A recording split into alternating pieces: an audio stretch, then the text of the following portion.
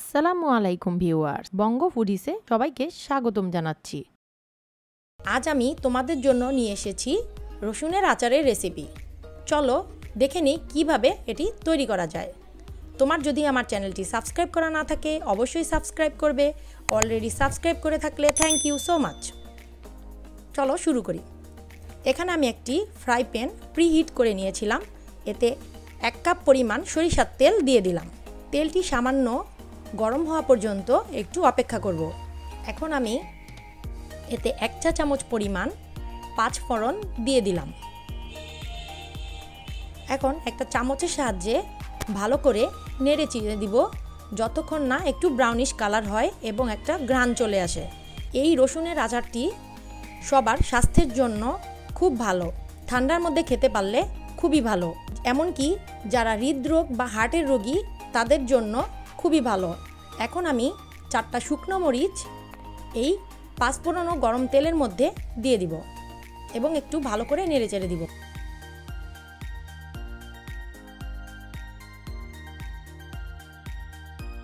মরিচটা যখন একটু ভালো করে ফুলে ফুলে উঠবে তখনই বোঝা যাবে যে মরিচটার ভেতরে তেলটা ভালো করে ঢুকেছে।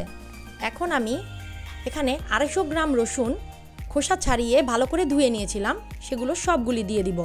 চামচের সাহায্যে ভালো করে একটু নেড়ে চেড়ে দিব।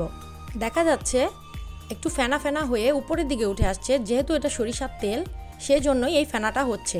আমরা আঁচটা যদি একটু মিডিয়াম আঁচে রাখি তাহলে বেশি উপরে উঠবে না। এভাবে নাড়াচাড়ার মধ্যে রাখলেই নর্মাল অবস্থায় চলে আসবে। এভাবে 10 থেকে 12 মিনিট এই রসুনটা ভালো করে নাড়তে চাড়তে হবে যাতে তেলের গায়ে ভালো করে লেগে যায়। এখন 1 চা চামচ পরিমাণ আদা রসুন বাটা দিয়ে দিলাম। 1 চা চামচ পরিমাণ শুকনো মরিচের গুঁড়ো দিয়ে দিলাম। 1 চা চামচ পরিমাণ ধনে গুঁড়ো দিয়ে দিলাম। আর 1/4 চা চামচ পরিমাণ হলুদ গুঁড়ো দিয়ে দিলাম, অর্থাৎ 1 চামচের 4 ভাগের 1 ভাগ। এখন মশলাগুলিকে ভালো করে নেড়ে চেড়ে কিছুক্ষণ কষিয়ে নিব। 1 চা চামচ পরিমাণ লবণ এতে দিয়ে দিলাম। কিছুক্ষণ নাড়তে থাকবো। এখন আমি 1 চা চামচ পরিমাণ সরিষার বাটা দিয়ে দিলাম। সরিষাটা অবশ্যই সাদা সরিষা হতে হবে।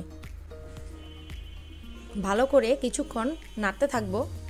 একটা জিনিস মনে রাখলে অবশ্যই সবার জন্য ভালো, সেটা হলো সরিষাটা যখন বাটবেন তখন এর সাথে কাঁচামরিচ এবং সামান্য পরিমাণ লবণ দিয়ে বাটলে এতে তেতো ভাবটা থাকে না।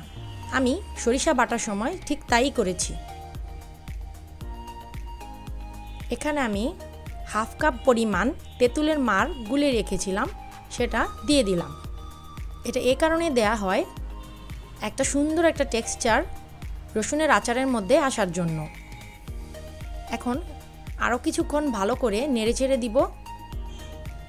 এখনই দেখে বোঝা যাচ্ছে টেক্সচারটা কত সুন্দর হয়েছে। এখানে আমি 1/2 কাপ পরিমাণ চিনি দিয়ে দিলাম। 800 গ্রাম রসুনের জন্য 1/2 কাপ চিনি যথেষ্ট। এর থেকে পরিমাণে কম দিলেও আচারটা স্বাদ হবে না, বেশি দিলেও আচারটা বেশি মিষ্টি হয়ে যাবে, তাতে টেক্সচারটা বজায় থাকবে না। ভালো করে নেড়ে চেড়ে দিব যাতে চিনিটা ভালো করে গলে যায়। এখন আমি এখানে 2 চা চামচ পরিমাণ হোয়াইট ভিনেগার দিয়ে দিব। একটু নেড়ে চেড়ে দিব। সব শেষে এখন আমি 1 চা চামচ পরিমাণ 5 ফোড়নের গুঁড়ো দিয়ে দিলাম। এটা আমি তেলে ঠান্ডা করে ব্লেন্ডারে গুঁড়ো করে নিয়েছিলাম। সর্বশেষে দিলে 5 ফোড়নের সুন্দর একটা ঘ্রাণ আচারের মধ্যে থেকে যায়। এতে করে আচারটা খেতেও স্বাদ লাগে এবং ঘ্রাণটাও সুন্দর থাকে। রেগুলার যদি 1 কোয়া করেও ভাতের সাথে অথবা খালি খাওয়া যায় তাহলে এটা সবার স্বাস্থ্যের জন্য খুবই ভালো। এখন একটি কোয়া চামচে উঠিয়ে নিলাম। দেখতেই পাচ্ছেন সুন্দর সেদ্ধ হয়ে গেছে কোয়াগুলি, তার মানে আমার আচারটা হয়ে গেছে। আমার আচারটি এখন সম্পূর্ণভাবে পরিবেশনের জন্য প্রস্তুত। একটা বাটিতে এখন আমি আচারটা বেড়ে নিলাম।